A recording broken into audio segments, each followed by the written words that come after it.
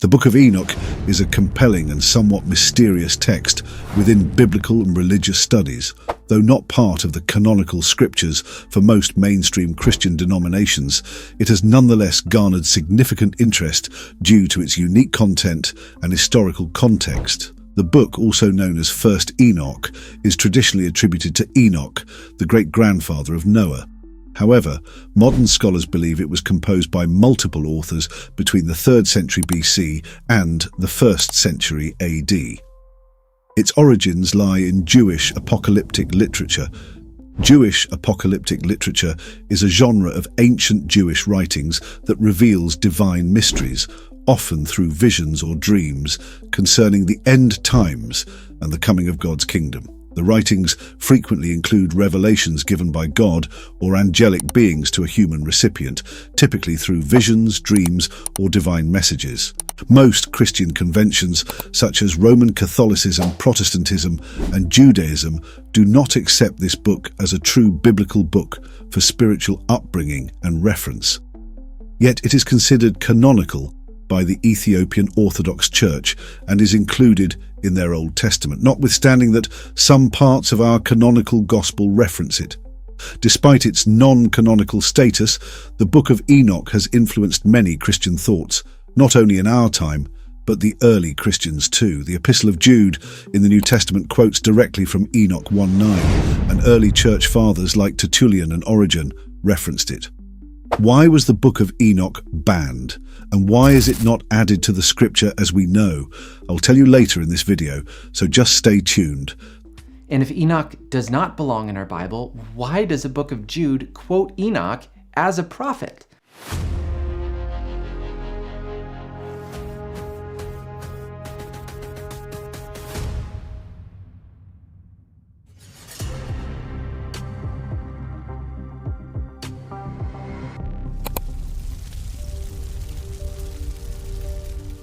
The Book of Enoch is divided into 5 major sections: the Book of Watchers, the Book of Parables, the Astronomical Book, the Book of Dream Visions, and the Epistle of Enoch.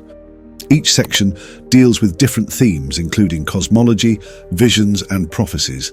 We will take each part of the section and dig deep into it to see what it entails. The Book of Watchers, a section of the Book of Enoch, offers a detailed account of the fall of a group of angels known as the Watchers, Aramaic, Irin. The story begins with the Watchers, a group of 200 angels, descending from heaven to earth. They choose Mount Hermon as their meeting place and make a plan to fulfill their desire to marry human women and have offspring with them. Semyaza, their leader, convinces them all to join in this plan, ensuring they are bound together by a mutual oath. Semyaza fears that he alone will bear the guilt of their sin, but the other Watchers agree to share in the consequences. They swear an oath and bind themselves by mutual imprecations or curses, committing to carry out their plan together. The book lists all the names of the leaders among the 200 Watchers. After this act, they descended on earth and did the abomination. The Watchers take human wives, who then give birth to the Nephilim, a race of giants. These giants are described as violent and voracious, wreaking havoc on earth. They consume all the resources and eventually turn to devouring humans and even each other. They have been referenced or touched on a little bit in the Bible, mainly Genesis. When men began to multiply on earth and daughters were born to them, the sons of God saw how beautiful the daughters of man were, and so they took for their wives as many of them as they chose. Then the Lord said, "My spirit shall not remain in man forever, since he is but flesh. His days shall comprise 120 years. At that time the Nephilim appeared on earth, as well as later, after the sons of God had intercourse with the daughters of man, who bore them sons. They were the heroes of old, the men of renown." Genesis chapter 6, verse number 1 to 4. The Watchers imparted forbidden knowledge unto humans, which brought about maximum chaos. Every type of sin you see today was at its peak: fornication, stealing, etc., so it was just total chaos. Other Watchers taught humans various forms of magic, astrology, and the properties of plants, and this increased manipulation, sorcery, and more. Let's look at some of the angels and what knowledge they impacted upon humans. Samshiel, taught the signs of the sun, including its movements and possibly solar phenomena. Azazel, a very popular one, taught humans to make knives, swords, shields and armor, also instructed in the use of cosmetics and ornaments, which led to vanity and deception. Barakel taught astrology, providing humans with knowledge of the movements and influences of stars and planets. Kokabel is also well known. He taught the signs of the stars, which includes astrology and the study of celestial bodies. The Book of Enoch also shares similarities with some Jewish books, such as the Book of Raziel, Sefer Raziel Hamalach, the Zohar, and Jubilees. Some of the angels' names also appear in this book, as well as what they did. Some of these angels mentioned in this book are Arachiel, also known as Arachiel or Arakael or Sarquael or Arkas, taught humans the signs of the earth. In the Sibylline oracles, Arachiel is not referred to as a fallen angel or watcher, but as one of the 5 angels who lead the souls of humans to judgment, the others being Ramiel, Uriel, Samael, who is said to be the main enemy of Archangel Michael, also said to be the angel of death and king of demons now, and Azazel. Amaros, also known as Amaros or Armoniel, in Enoch taught humanity the resolving of enchantments. Azazel taught humans to make knives, swords, shields, and how to devise ornaments and cosmetics. Gadriel, or Gadarel, taught the art of cosmetics, the use of weapons, and delivering killing blows. Barakel, or Barakiel, taught astrology. Bezaliel is mentioned in 1st Enoch, but is left out of most translations due to damaged manuscripts and problematic transmission of the text. Chazakiel, sometimes Ezekiel or Cambriel, taught humans the signs of the clouds, meteorology. Kokabiel, also Kakabel, or you can also call him Kokbiel or Kabiel, and Kokab, is described in the Book of Raziel as a high-ranking holy angel, but in 1st Enoch, he is a fallen watcher who commands 365,000 surrogate spirits and instructs his fellows in astrology. Penemu taught mankind the art of writing with ink and paper, and taught the children of men the bitter and the sweet and the secrets of wisdom. Sariel, also Suriel, taught humankind about the courses of the moon, which was regarded as forbidden knowledge. Samyaza, also Shemyazaz, or Shemazia, or in some of the books or translation they call him Semyaza, Shemhazi, or Semyaza, and also Amaziarak is one of the leaders of the fall from heaven. Shamsiel, once a guardian of Eden according to the Zohar, served as one of the 2 chief aides to the archangel Uriel, and is the head of 365 legions of angels. In Jubilees, he is referred to as one of the Watchers and a fallen angel who teaches the signs of the sun. Yekon, or Jikon, was the ringleader who first tempted the other Watchers into having sexual relations with humans. His accomplices included Asbeel, Gadrael, Penemu, and Kasdae, or Kasadia, all identified as individual Satans. Don't forget that all these fallen angels are now known to be demons, marine spirits and bad omens, which hunt humans. Now, with that said, let's come to why the book is not added to our canonical Bible. Christians mostly follow the history of Israel. Therefore, we will start from there. The Book of Enoch is not considered canonical in mainstream Judaism. The Hebrew Bible, Tanakh, does not include this text, and it is not part of the authoritative scriptures of Judaism. Within Judaism, the Book of Enoch is classified as part of the Pseudepigrapha, a collection of ancient Jewish writings attributed to various biblical figures, but not included in the canonical scriptures. These texts were widely read and influential in certain Jewish communities during the Second Temple period. During the Second Temple period, 516 BC, 70 AD, the ideas presented in the Book of Enoch, including the narrative of the Watchers, were more widely accepted and influential. This period saw a flourishing of apocalyptic literature, which included themes of angelology and eschatology. Some also consider the book as a myth or like an add-on to make whole of the genesis of the canonical Bible. Unlike Daniel and Revelation, which I think do have relevance to us in our own day, I don't think that's the case with 1st Enoch, simply because it's not inspired by God. After the destruction of the Second Temple, Rabbinic Judaism became the dominant form of Judaism. The rabbis did not include the Book of Enoch in the Hebrew Bible and generally did not regard its narratives as authoritative. Instead, they focused on the canonical texts and the Talmud. While the specific story of the Watchers, as detailed in the Book of Enoch, is not central to rabbinic literature, some similar themes appear in Midrashic and Aggadic texts. These are collections of Jewish folklore, legends, and interpretations of biblical stories. For example, the notion of angels descending to earth and interacting with humans can be found in various forms in these texts.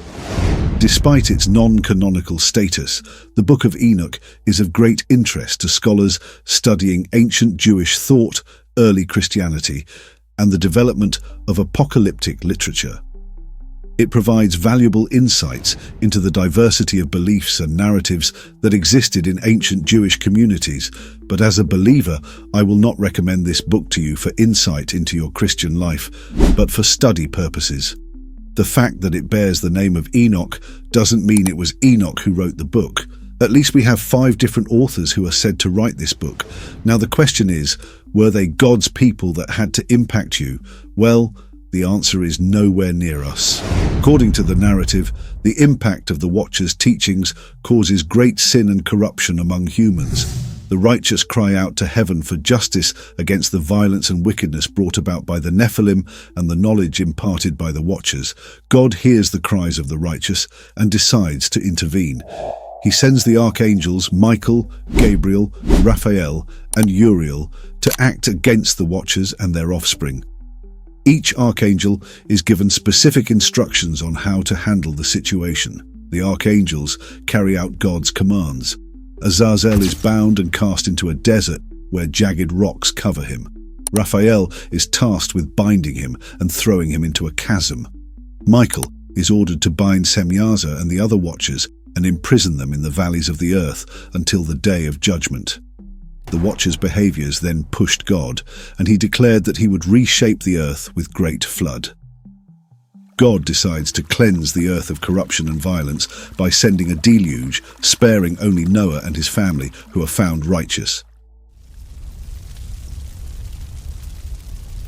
The Book of Parables, also known as the Similitudes of Enoch, is one of the sections of the Book of Enoch that provides a rich and complex vision of judgment, justice, and the fate of the righteous and the wicked. The Book of Parables consists of 3 primary parables, or similitudes, that Enoch receives through heavenly visions. These parables offer insights into divine judgment, the roles of various heavenly beings, and the ultimate destiny of the righteous and the wicked. A central figure in the Book of Parables is the Son of Man, a messianic figure who presides over the final judgment. This figure is depicted as pre-existent and shares in God's authority to judge humanity, emphasizing themes of divine justice and retribution. Angels play significant roles in the visions, acting as guides and executors of divine will. They reveal secrets to Enoch and carry out judgments on the wicked. The parables emphasize the distinction between the faithful angels and the fallen ones. The parables vividly describe the destinies of both the righteous and the wicked. The righteous are promised eternal life and joy in the presence of God, while the wicked face severe punishment and destruction. The concept of resurrection is present, where the righteous are resurrected to receive their reward. This reward includes eternal life and being part of God's kingdom. The parables frequently condemn the actions of the wicked, including the oppressive rulers and sinners who lead others astray. Their ultimate fate is depicted as one of suffering and exclusion from divine mercy. Enoch serves as an intermediary between God and humanity. He receives revelations and intercedes on behalf of the righteous. The astronomical book, also known as the Book of the Heavenly Luminaries, is one of the sections of the Book of Enoch that delves into detailed descriptions of celestial bodies and their movements. The astronomical book provides a detailed account of the movement of heavenly bodies, including the sun, moon, and stars. It aims to explain the natural order of the universe, emphasizing the importance of celestial phenomena in the ancient world.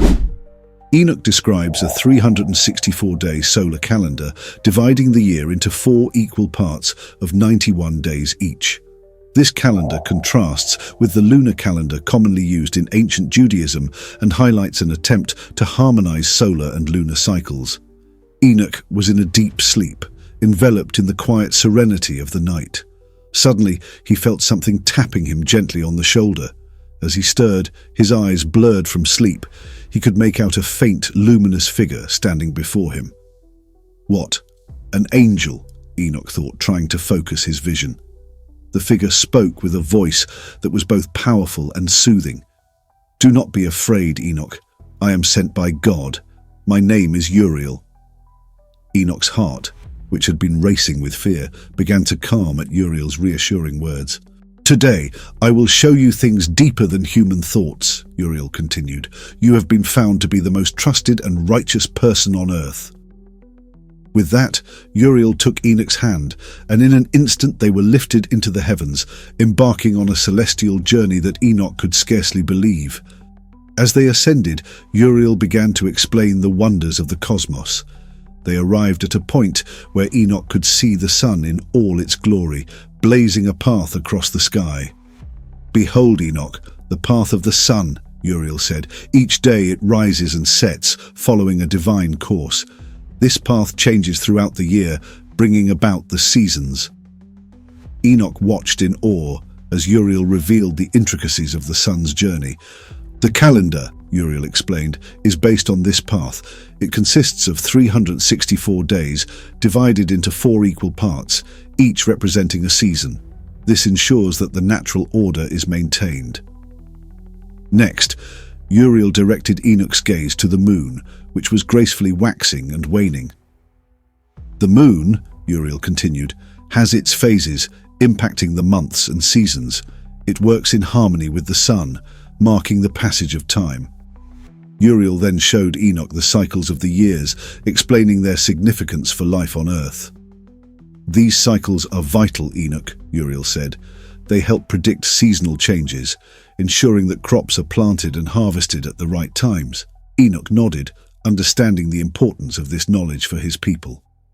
"Look," Uriel pointed out, "these are the equinoxes and solstices. They mark the transitions between seasons, maintaining the balance of the natural world." Uriel emphasized the divine order and precision in creation. "The movements of the sun, moon, and stars are not random," Uriel said. "They follow a plan established by God. This order reflects his wisdom and power." Enoch marveled at the beauty and complexity of the cosmos, now seeing it as a reflection of God's unchanging nature. "Enoch," Uriel said, turning to him, "you are to share this knowledge with humanity. Help them understand the importance of observing the natural order and living in harmony with God's creation." Enoch felt a profound sense of responsibility and honor at being chosen for this task. The Book of Enoch divides the year into 4 seasons, each with 3 months of 30 days, plus an additional day at the end of each season. This structure emphasizes the regularity and predictability of the natural world. Detailed descriptions of the moon's phases, its waxing and waning, and its impact on the months and seasons are provided. The text includes observations on the moon's appearance and its relationship to the sun. Enoch records the paths of the stars and constellations, noting their importance in marking the passage of time and seasons. This includes references to the 12 constellations of the zodiac and their significance. This astronomical book is part of the larger corpus of Enochic literature, which was especially influential in Ethiopian Christianity.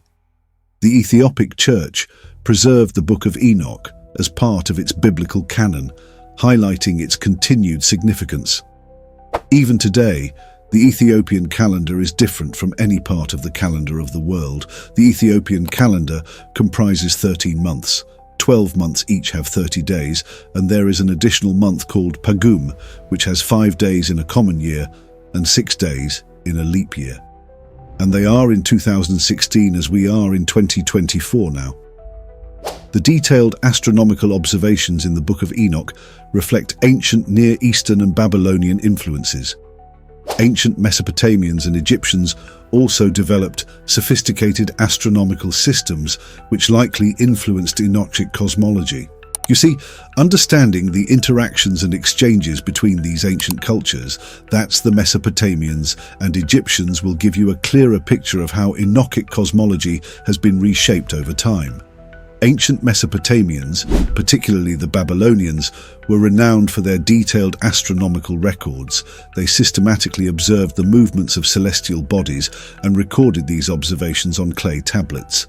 These records included the positions of stars, the phases of the moon, and the timing of eclipses. The Mesopotamians developed a complex calendar system that combined both lunar and solar elements. They used a lunisolar calendar, which required the intercalation of months to keep the lunar year in sync with the solar year. This understanding of celestial cycles and the need for calendar adjustments likely influenced the Enochic emphasis on precise solar and lunar cycles.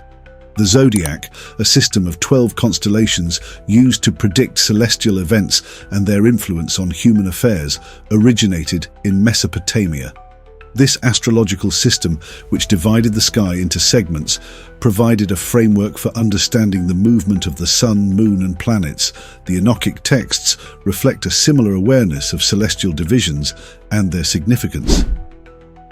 Mesopotamians applied mathematical techniques to predict celestial phenomena.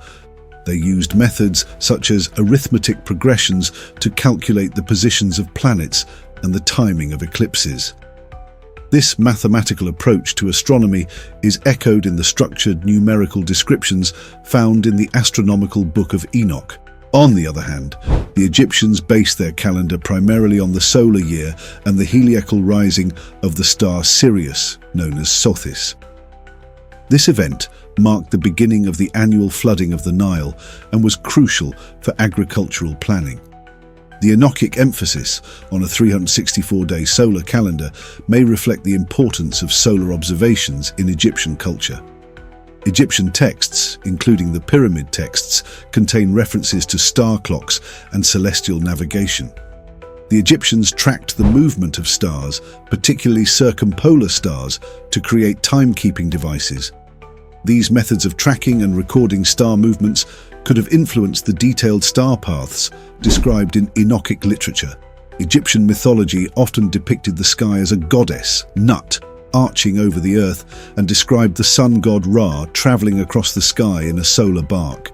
These mythological narratives provided a cosmological framework that emphasized the ordered and cyclical nature of the heavens, themes also present in Enochic cosmology.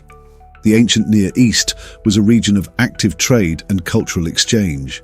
Mesopotamians, Egyptians, and later the Israelites interacted through trade routes, political alliances, and conquests. These interactions facilitated the exchange of astronomical knowledge and cosmological ideas. A notable example of this exchange is seen in the biblical account of Daniel and his friends being taken captive to Babylon.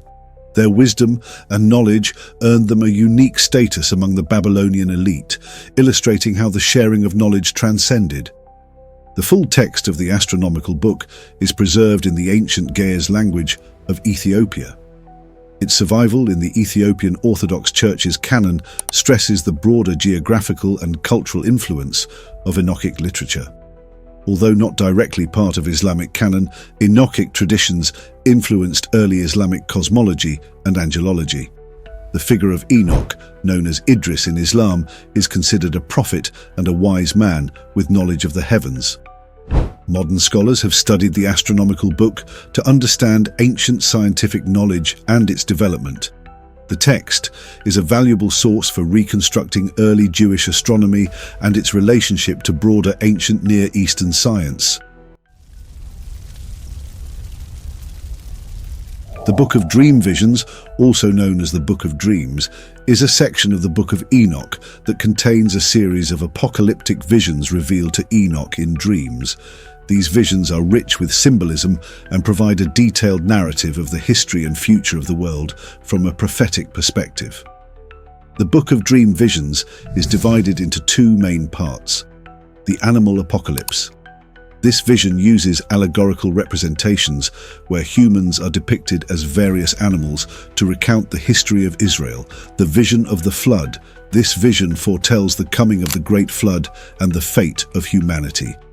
The animal apocalypse presents a symbolic retelling of history from the creation of Adam to the Maccabean revolt. In this vision, different groups of people are represented by different animals. Adam and his descendants are depicted as white bulls. The generations that follow are shown as various animals, with Israelites represented as sheep and their enemies as wild beasts. The vision describes the fall of the Watchers and their offspring, the Nephilim, symbolized by fallen stars. The resulting corruption and violence lead to God's intervention. On the aspect of the vision of the flood, Enoch receives a vision predicting the great flood. This vision emphasizes the severity of human corruption and the necessity of divine judgment. God reveals to Enoch that a cataclysmic flood will cleanse the earth of its iniquity, sparing only Noah and his family. Throughout the visions, the people of Israel are consistently represented as sheep. This symbolism extends to their leaders and protectors, depicted as shepherds. The faithfulness or failure of these shepherds significantly impacts the fate of the sheep. The visions, particularly the animal apocalypse, are believed to reflect historical events and political situations which were yet to come, including the Hellenistic period and the Maccabean revolt. The symbolic and apocalyptic themes in the Book of Dream Visions influenced later Jewish and Christian apocalyptic literature. The use of allegory and vivid imagery can be seen like that of the Book of Daniel and the Book of Revelation. The Book of Dream Visions is well preserved in the Ethiopic version of the Book of Enoch, also known as First Enoch. Fragments have also been found among the Dead Sea Scrolls, indicating its importance and widespread use in early Jewish communities.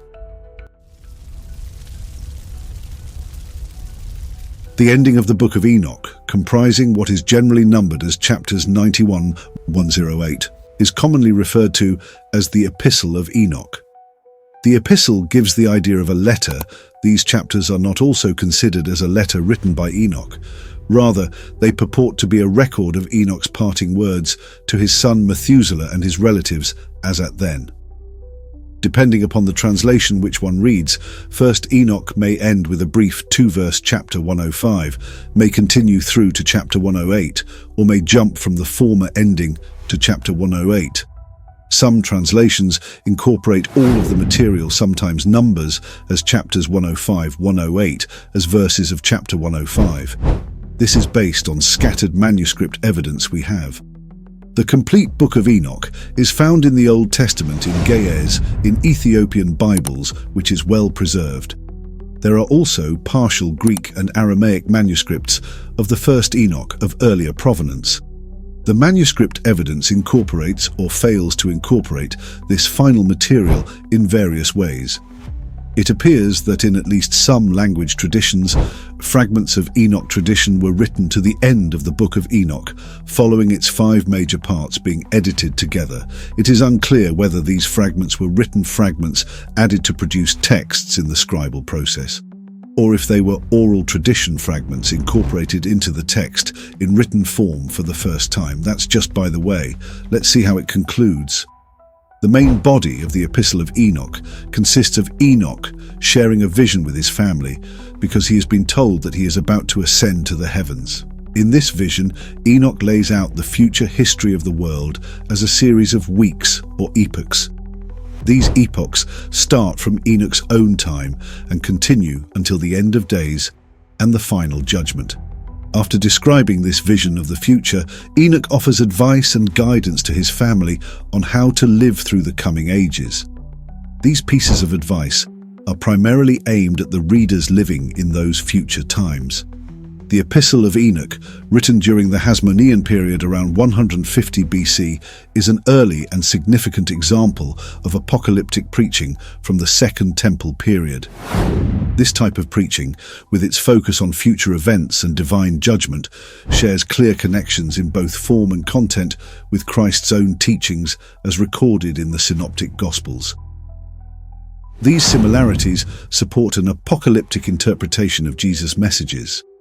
Why was the Book of Enoch banned? If you have followed this message carefully, you will know by discernment that this book is not good for you as a true believer. This will take a level of understanding in Scripture and Spirit for you to know this. That's one aspect.